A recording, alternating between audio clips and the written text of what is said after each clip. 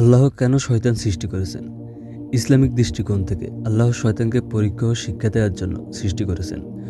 কোরআন ও হাদিসে শয়তানের সৃষ্টি ও তার উদ্দেশ্য সম্পর্কে বিস্তারিত আলোচনা করা হয়েছে। শয়তানকে শয়তানের আসল নাম ইবলিস। তিনি ছিলেন জিন, যা মানুষের মতো স্বাধীন ইচ্ছার অধিকারী। আল্লাহ তাকে ফেরেশতাদের সাথে রাখলেন। সে আদমকে সিজদা করতে অস্বীকার করে এবং অহংকার বশত আল্লাহর অবাধ্য হয়ে যায়। স্মরণ করো, যখন আমি ফেরেশতাদেরকে বলেছিলাম আদমকে সিজদা করো, সবাই সিজদা করলো, কিন্তু ইবলিস করল না। সে জিনদের অন্তর্ভুক্ত ছিল এবং সে তার প্রতিপালকের আদেশ অমান্য করল। শয়তান মানুষকে বিভ্রান্ত করে ভুল পথে নেওয়ার চেষ্টা করে। সে চায় মানুষ আল্লাহর অবাধ্য হোক এবং ভুল পথে চলুক। শয়তান বলল, হে প্রতিপালক, আপনি আমাকে কিয়ামত পর্যন্ত অবকাশ দিন।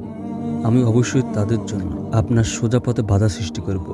তারপর আমি অবশ্যই তাদের সামনে পেছনে ডানে বামে থেকে আসব এবং আপনি তাদের অধিকাংশকে কৃতজ্ঞ পাবেন না। শয়তানের অস্তিত্ব মানুষের জন্য একটি পরীক্ষা। আল্লাহ চান মানুষ সঠিক পথ বেছে নেয়, নাকি শয়তানের পরাজনের পরে পথভ্রষ্ট হয়।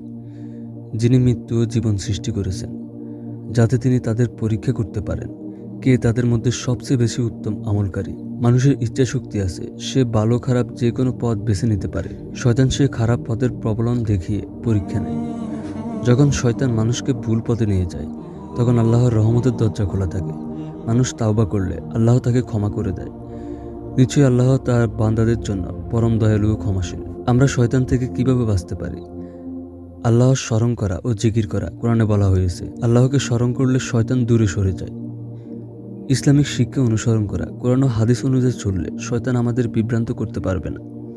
তাওবা করা, যদি আমরা ভুল করি তাহলে আল্লাহর কাছে ক্ষমা চাইলে তিনি ক্ষমা করে দেন। আল্লাহ শয়তানকে সৃষ্টি করেছেন মানুষের জন্য একটি পরীক্ষা হিসেবে, যাতে তারা সঠিক ও ভুল পথের পার্থক্য বুঝতে পারে। শয়তান আমাদের ভুল পথে নেওয়ার চেষ্টা করলেও আল্লাহ আমাদের জন্য ক্ষমার দরজা খুলে রেখেছেন।